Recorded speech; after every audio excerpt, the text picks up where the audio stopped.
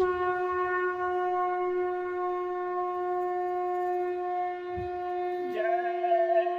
गुरुदेव। जय गुरुदेव।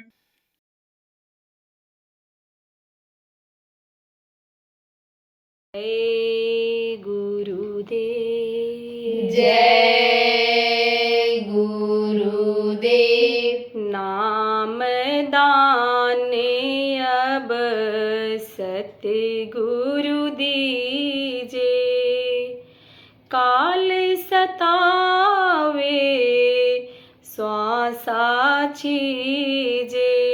नाम दाने अब सतगुरु दीजे, काल सतावे श्वासा छीजे। दुख पावत मैं निश दिन भारी, गहियाए अब ओट तुम्हारी। दुख पावत मैं निश दिन भारी, गहियाए अब ओट तुम्हारी। तुम समान कोई और न दाता, मैं बालक तुम पितु और माता। तुम समान कोई और न दाता, मैं बालक तुम पितु और माता। अवगुण अपने कह लग वरनु, मेरी बुद्धि समझे नहीं मरमु।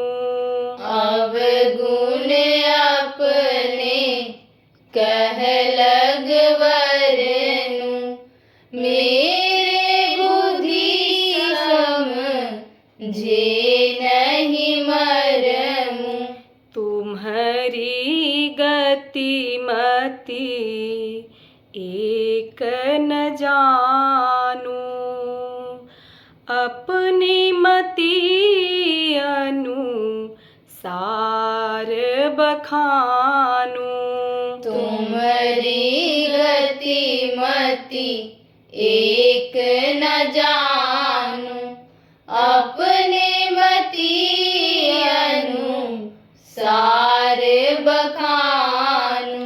मागू नाम न मागू मान, जस जानू तस देवो मोहे दान। मांगू नाम ना मांगू मान, जस जानू तस देवो मोहे दान। मैं अति दीन भिखारी भूखा, प्रेम भाव नहीं सब विधि रूखा। मैं अति दीन भिखारी भूखा, प्रेम भाव नहीं सब विधि रूखा।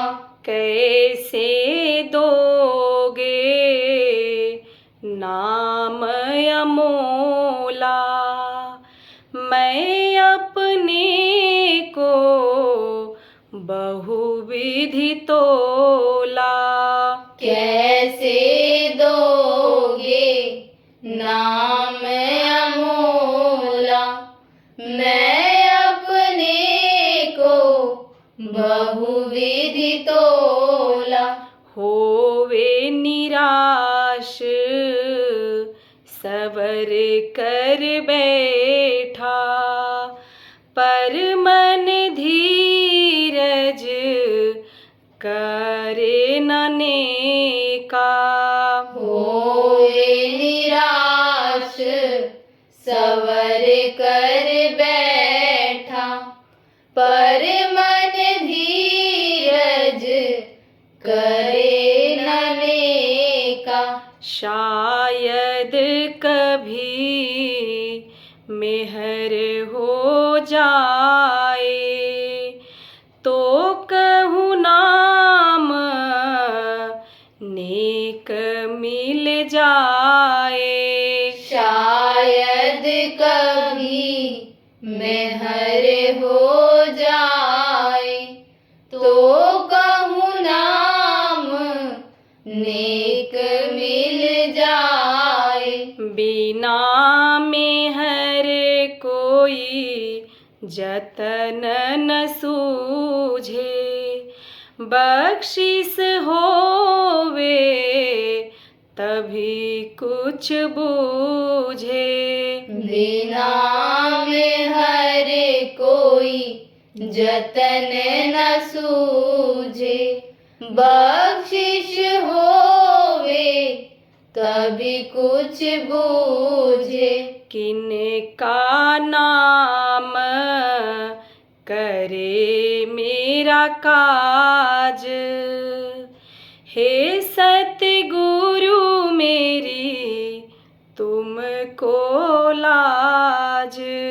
किनका नाम करे मेरा काज, हे सतगुरु मेरी तुमको लाज। नाम दान अब सतगुरु दीजे, काल सतावे श्वासा छीजे। नाम दान अब सतगुरु दीजे, काल सतावे श्वासा छीजे। जय गुरुदेव। जय गुरुदेव।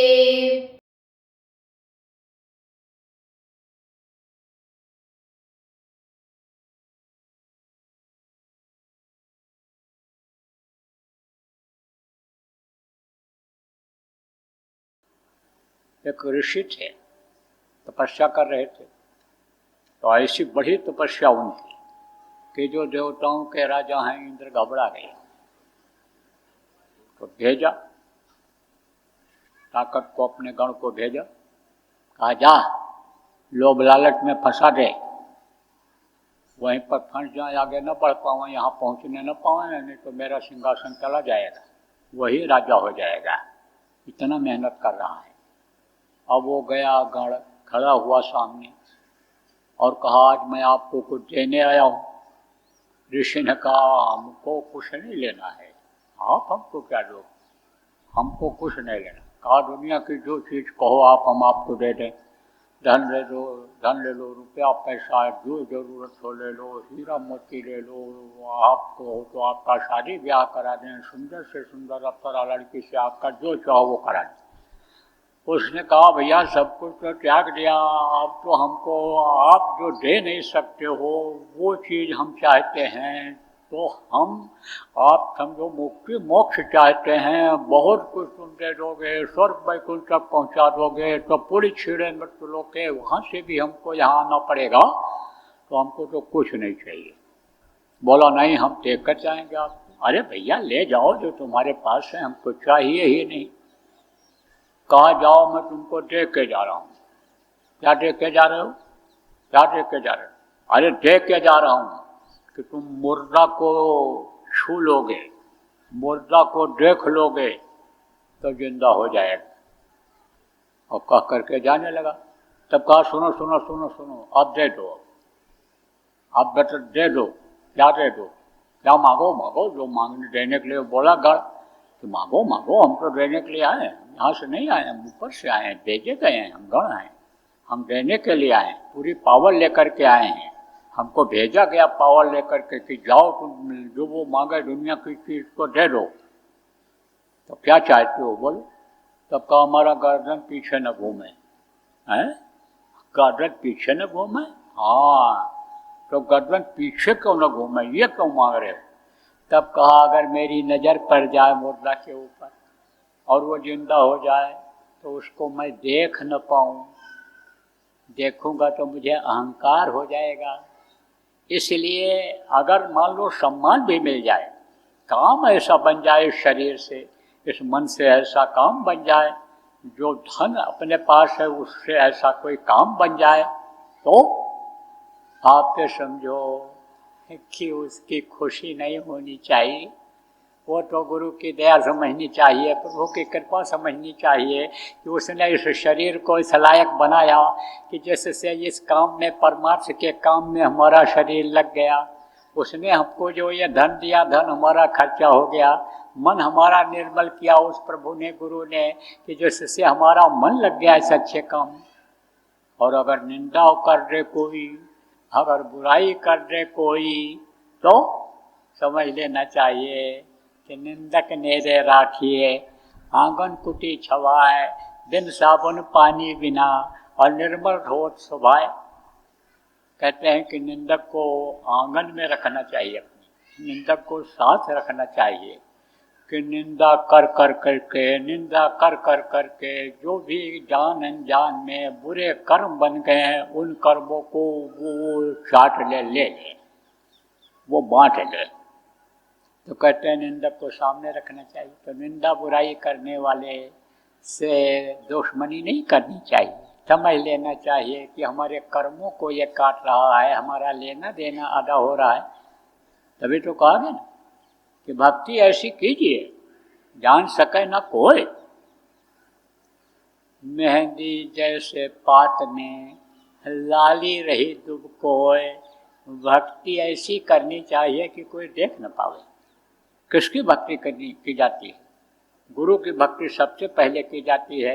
गुरु जो नाम राम देते हैं, गुरु जो रास्ता बताते हैं, उसके लिए सुमिरन किया जाता है, ध्यान किया जाता है, भजन किया जाता है। तो कहाँ किया जाता है?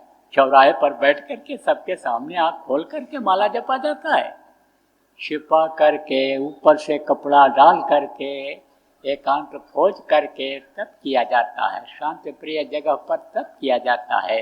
तो भक्ति कुछ भी करनी हो तो जैसे मेहंदी का पत्ता होता है, अब इधर मेहंदी बरसात हुई है तो वो पत्ता मेहंदी का पेड़ निकालेगा, तो ये देवियाँ, ये बच्चियाँ लाती हैं उसको, पत्ती को, तो उसमें लाली दिखाई पड़ती है? नहीं।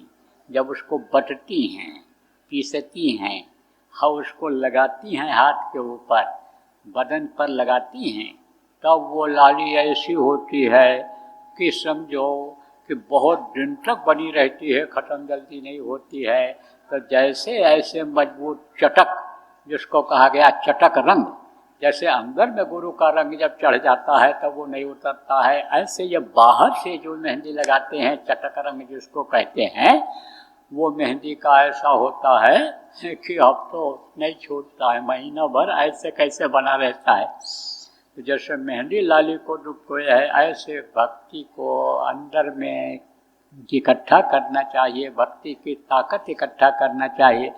तो जो भी महात्मा बने, सब लोगों ने गुरु किया और गुरु भक्ति किया, गुरु के आदेश का पालन किया। तो जब गुरु के आदेश का पालन करने लग गए राजा के नौकर के वो गुरु, तब गुरु खुश हो करके उनको आदेश दे दिए, अब तुम जीवों का काम करो, और पावर दे दिया, खजाना दे दिया अंदर से। तो उनको कोई लोभ लालच नहीं रह गया। उनके लिए तो जो इच्छा कीन्ही मन माही, और हर प्रताप का दुर्लभ नहीं। जिस चीज़ की ज़रूरत पड़ती, कल ज़रूरत है तो वो चीज़ आज हाजिर हो जाती थी, वो तो ड्यूटी लगा दी जाती है। किसकी? चीनी लोगों की, रिद्धि सिद्धि की, अड़वा गड़वा महिमा लगमा, ये जो सिद्धियाँ हैं, इनकी ड्यूटी लग जाती है कि कोई दिक्कत नहीं होनी चाहिए भगत को हमारे। तो शरीर को कष्ट अगर होता भी है तो कर्मों के अनुसार होता है, चाहे उससे कोई कर्म बन जाए, चाहे दूसरे का कर्म ले लें, दूसरे का कर्म आ जाए। देखो प्रेम, अभी बैसाख जेठ का महीना था तो ये जो बड़ी बड़ी घास थी ये सब जल गई, लेकिन जो दूब घास है जमीन में रहती है, जमीन से चिपकी हुई रहती है, वो कभी भी नहीं जलती है। कहा नानक नन्हे होए रहो, जैसे घास में डूब और घास जल जाएंगी, डूब खोदती खो। यह उदाहरण देकर इसलिए समझा रहा हूँ कि किसी तरह से आपके समझ में आ तो जाए, और नहीं तो यहाँ अगर मान लो समझ में आ गया तो जब लौट करके जाओगे और किसी को इन बातों को बताओगे तो वो तो कहेगा यह मनगढ़ंत बात बाबा कह रहे हैं, ये चीज़ कहीं लिखी हुई नहीं मिलती है। और जब उदाहरण दे करके समझा दोगे, वहाँ लिखा है, इन्होंने कहा, उन्होंने बताया, तब उसको भी विश्वास हो जाएगा। इसलिए उदाहरण देकर सब समझा रहा हूँ। तो निर्बंध कौन होते हैं? संत होते हैं।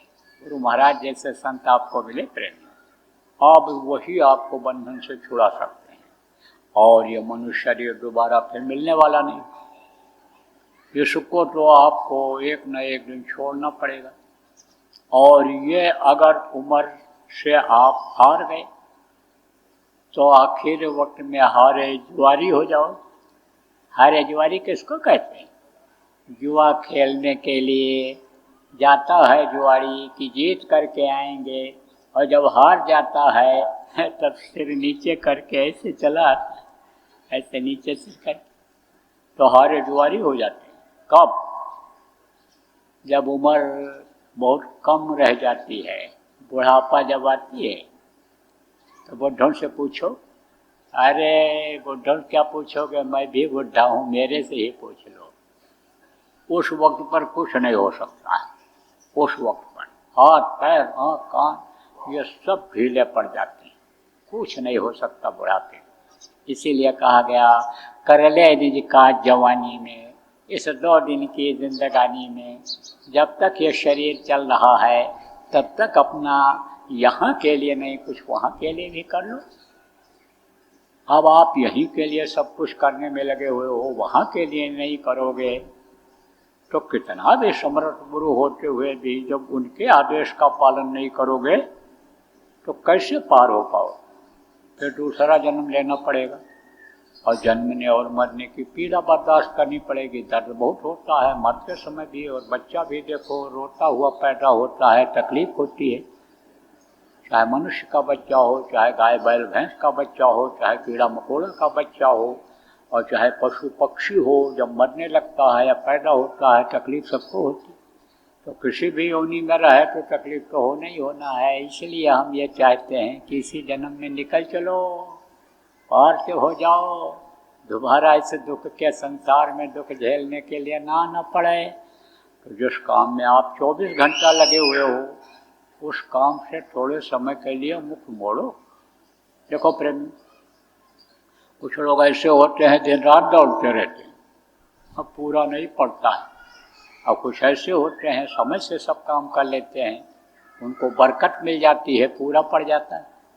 पहले देखो नियत लोगों की अच्छी थी, लोग धार्मिक थे, पूजा पाठ कुछ न कुछ हर आदमी करता रहता था, तो 1 कमाता था 10 खाते थे। अब 10 कमाते तो भी पूरा नहीं पड़ता, हाय हत्या लगी रहती है। ऐसे घर से बाहर सब निकल जाते हैं कि 10 बजे के बाद मालूम पड़ता कालरा पड़ा है, घर में ही सब पड़े हुए हैं, कोई बाहर नहीं निकल रहा है कि हमको भी न रोग हो जाए, कोरोना का असर हमको भी न हो जाए। इस तरह से जैसे कोरोना में सुनसान रहता है, ऐसे घर सुनसान हो जाता है। कहाँ चले जाते हैं? नौकरी के लिए, कोई व्यापार के लिए, कोई घर छोड़ करके पढ़ाई के लिए चला जा रहा है बाहर। तो अब आप ये समझो कि ये अशांति सा माहौल जो बन गया वो शांति में बदल जाए। इंतजाम तो सब करो, खाने का इंतजाम कर लो, कपड़े का इंतजाम कर लो, घर मकान बना लो, बाल बच्चे हैं तो उनकी देख रेख कर लो, उनकी सेवा कर लो, नहीं हैं माता पिता हैं तो उनकी सेवा कर लो, लेकिन 24 घंटा उसी में फंसे मत रहो। थोड़ा होशियार हो जाओ। कैसे होशियार होते हैं? देखो, कटोरे में आप शहद रख दो, तो एक मक्खी आती है कटोरे के ऊपर बैठ करके और शहद को खा करके उड़ करके चली जाती है, और दूसरी मक्खी होती है कटोरे में कूद पड़ती है, पेट भर करके शहद खाती है, लेकिन उसके पंख फंस जाते हैं, निकल नहीं पाती। तो अभी आप फंसे हुए हो, ऐसा होशियार हो जाओ कि मधु भी खा लो, दुनिया का रस भी ले लो, और उसमें फंसो नहीं, निकल चलो, जोगिया रंग चलो, दसवा बेराना। अब मोटी बात समझो, ज़्यादा अलंकारिक भाषा में समझाएंगे सबके समझ में नहीं आएगा, इसलिए सरल भाषा में आपको बता रहा हूँ कि भाई दिन में खेती नौकरी दुकान दफ्तर का जो भी काम करते हो वो करो मेहनत और ईमानदारी से, तो उसमें आपको बरकत मिल जाएगी।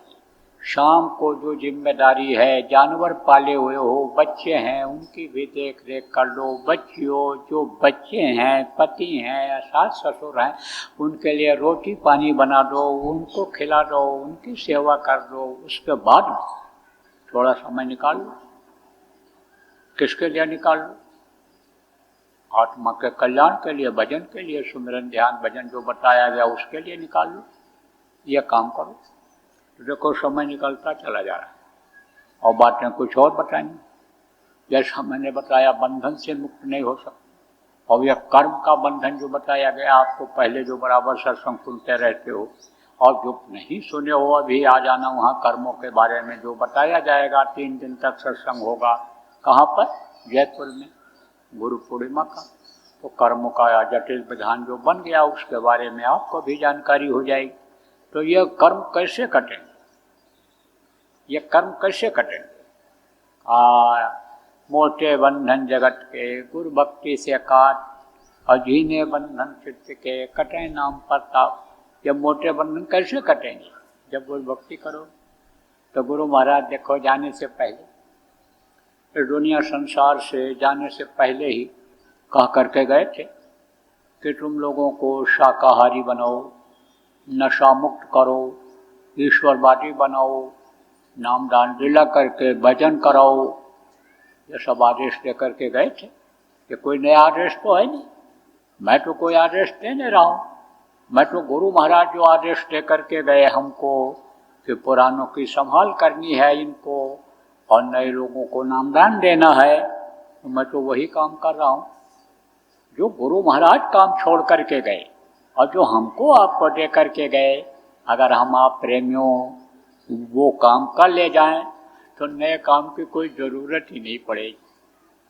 गुरु महाराज कहा करते थे कि कलयुग में कलयुग जाएगा, कलयुग में सतयुग आएगा। अगर सतयुग लिया में सतयुग का वातावरण बन जाए, अगर लोग शाकाहारी नशा मुक्त हो जाएं, ईश्वरवादी हो जाएं, भजनानंदी हो जाएं, तब फिर कोई कमी रहेगी? कोई कमी नहीं रहेगी, किसी भी चीज़ की दिक्कत नहीं रहेगी, क्योंकि सतयुग में कोई भी मांसाहारी शराबी नहीं होगा, कोई भी व्यभिचारी नहीं होगा, कोई मांस मछली अंडा शराब की दुकान नहीं होगी, तो प्रचार की क्या जरूरत होगी? कोई भी व्यभिचारी बुरे आदमी नहीं रहेंगे, या तो सुधर जाएंगे या तो उनकी सफाई हो जाएगी, तब तो कोई काम ही नहीं रह जाएगा। तो वही काम अगर कर ले जाओ, लोगों को आप अगर बचा ले जाओ, सतयुग देखने के लायक बना ले जाओ, तो फिर कोई काम की जरूरत ही नहीं रही। तो गुरु महाराज ये आदेश दे करके गए थे, कोई मेरा आदेश तो है नहीं। तो इस काम में भी लगना ही गुरु भक्ति है, इस काम का लगना ही गुरु भक्ति है। तो यह तो मोटा बंधन है। और जीना बंधन कौन सा है? ये जो 4 शरीर में जीवात्मा बंध है, स्थूल शरीर, लिंग शरीर, सूक्ष्म शरीर और कारण शरीर, उससे जब मुक्त होगी, निकलेगी, तभी तो ये अपने घर पहुँचेगी। तो वो किससे कटेगा? नाम के प्रताप से कटेगा। लेकिन ये मोटे बंधन ही में ही फंसे रहोगे, इसी में बंधे रहोगे, तो जीना बंधन काट कैसे पाओगे? इसलिए पहले इसको काटो। इसीलिए गुरु महाराज ने ही नहीं, जितने भी संत आए इस धरती पर, सब लोगों ने सेवा का विधान बनाया था। सेवा का विधान कैसी सेवा? तन की सेवा, मन की सेवा, धन की सेवा, ये 3 तरह की सेवा कहलाती है। तो इसका नियम बना दिया और सेवा करवाया अपने जीवों से, अपने भक्तों से, प्रेमियों से। उनके कर्म को काटा, क्योंकि इसी से पाप बनते हैं, इसी से कर्म बनते हैं। शरीर के द्वारा, धन के द्वारा पाप हो जाता है, और मन का भी, मन से भी आदमी गलत सोचता है तो मन सा पाप लग जाता है। तो ये जब सेवा इनसे की जाती है तब यह कर्म करते हैं, और कर्म जब करते हैं तभी बंधन से मुक्ति होती है। तो हमेशा काटने का मौका नहीं रहता है। देखो बच्चियों, रोटी बना के सबको खिलाती हो घर में, और सब इंतजाम करती हो। लकड़ी नहीं है तो लकड़ी लाई, पानी नहीं है तो पानी लाती हो, आटा नहीं है तो गेहूँ पिसवा करके आटे का इंतजाम करती हो। तो ये तो रोज़ का काम है, ये तो रोज़ की सेवा है। लेकिन जब शादी ब्याह होता है, जब कोई घर में मुंडन छेदन होता है, कोई और काम होता है, तब ज़्यादा सेवा का मौका रहता है। उसमें मेहमान लोग आते हैं, उसमें पड़ोसी आते हैं, उनको खाना खिलाना पड़ता है, उनका ध्यान रहने के लिए रखना पड़ता है, उसकी व्यवस्था करनी पड़ती है। तो वो मौका कभी कभी आता है।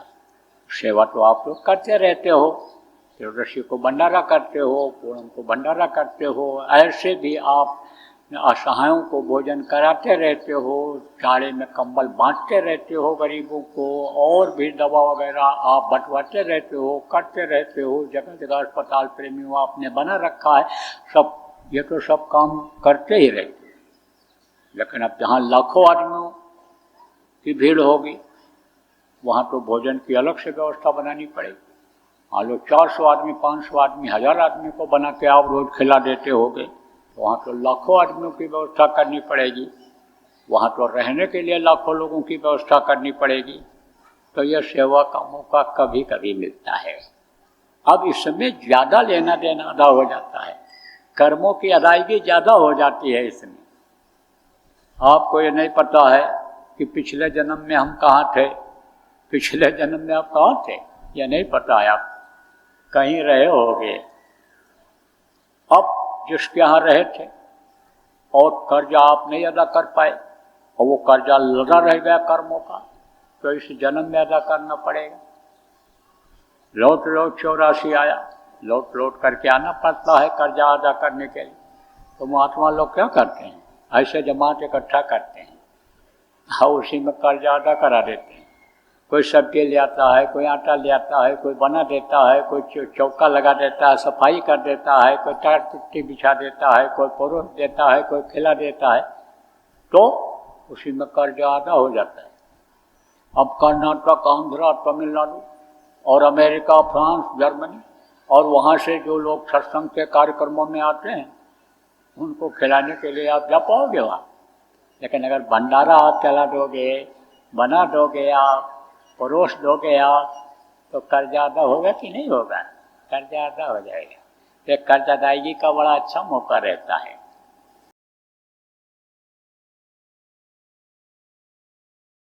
अगर ध्यान नहीं दोगे आप लोग, तो आज आपको बता के जा रहा हूँ यहाँ हाथिन आने समय लोग कन्नौज जिला के इस स्थान पर, कि अगर लोग ध्यान नहीं देंगे तो कुछ समय के बाद यही नौजवान देश के 50% यानी 100 में 50 नौजवान ये पागलों जैसे दिखेंगे, नशे की आदत में पड़े दिखेंगे इधर उधर। दुर्घटनाएं बढ़ती चली जाएंगी, अकाल मृत्यु में चले जाएंगे, ये प्रेत योनियों में चले जाएंगे। पेट बड़ा होता, मुंह पतला होता है, कभी पेट ही नहीं भरता है, परेशान रहते हैं, दूसरों को भी परेशान करते रहते हैं। तो जब यही बच्चे आएंगे, आपको ही लग जाएंगे प्रेत योनि में जो चले जाएंगे, तो चैन की रोटी खा पाओगे कि कुछ कर पाओगे? इसलिए ध्यान देने की जरूरत है। जय गुरुदेव। सरकारी व गैर सरकारी अनुदान के लिए बिना सत्संगियों के सहयोग द्वारा जनहित के कार्यों में लगी हुई बाबा जय गुरुदेव धर्म विकास संस्था का मुख्यालय पिंगलेश्वर रेलवे स्टेशन के सामने मक्सी रोड, उज्जैन, मध्य प्रदेश में है। यहाँ पर सत्संग व नामदान का कार्यक्रम होता रहता है। अतः आप श्रोताओं से अनुरोध है कि बाबा उमाकांत जी महाराज के आश्रम उज्जैन एक बार परिवार सहित जरूर पधारिएगा। आपके सुझाव के लिए व्हाट्सएप नंबर 9575600700।